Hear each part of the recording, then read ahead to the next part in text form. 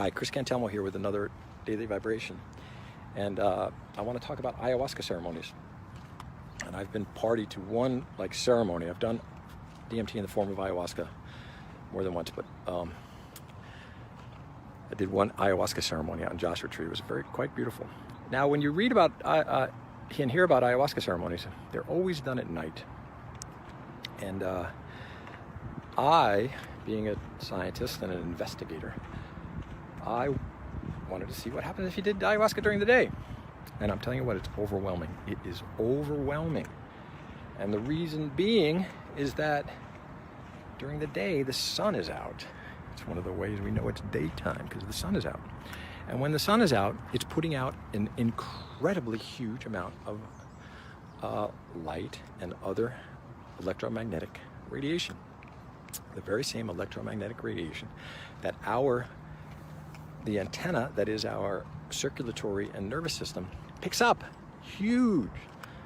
So when I mixed up my home brew of ayahuasca and did it, it was so overwhelming, impossibly overwhelming, that I now understand why it's done at night.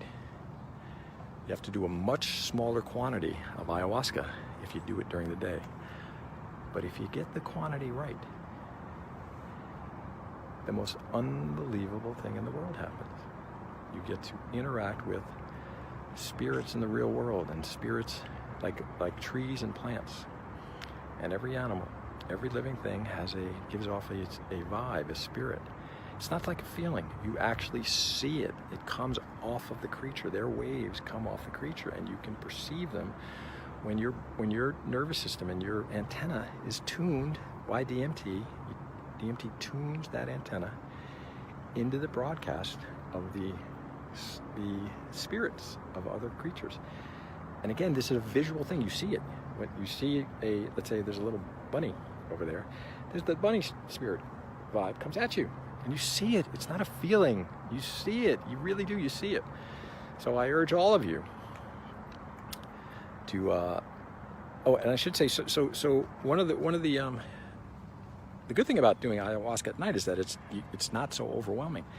The bad thing about doing ayahuasca only at night is that you only see those things that are available at night. You don't get the whole spectrum. So I would urge everyone who's done ayahuasca to figure out a way to do ayahuasca during the day, but do it less. Start with less. Trust me on this. You want to do less. You can always build up and increase the amount of ayahuasca that you've consumed. It's very hard to go in the other direction. And once you overdose on it, man, it's a hell of a thing, and it lasts some hours, and let me tell you what it's like. Now picture this. Picture a situation in which when you close your eyes, it's too bright to see. You can't keep your eyes closed. It's too bright. There's too much going on. And when your eyes are open, you can't, it's too bright. There's too much going on. So you can't have your eyes open or closed.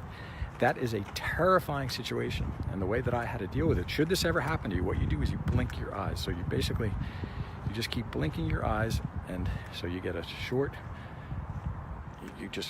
so you got to do that for hours. You just blink back and forth until it goes away. And you'll get through it. But be real careful. But like everything in life, no pain, no gain. Take a chance. There's nothing to fear but fear itself. Listen to people like me who I've done DMT more than any other human being on earth. I've had over 2,000 breakthroughs. I've had 3 this morning alone on my little walk here. I go out with my DMT every morning, I take my walk, and I interact with the spirits here around me. Some of them are very, very angry. Many of them are quite angry and threatening. And now that this conflict with Iran is going on, the threats of taking on a radical Islamic tone, all of the people killed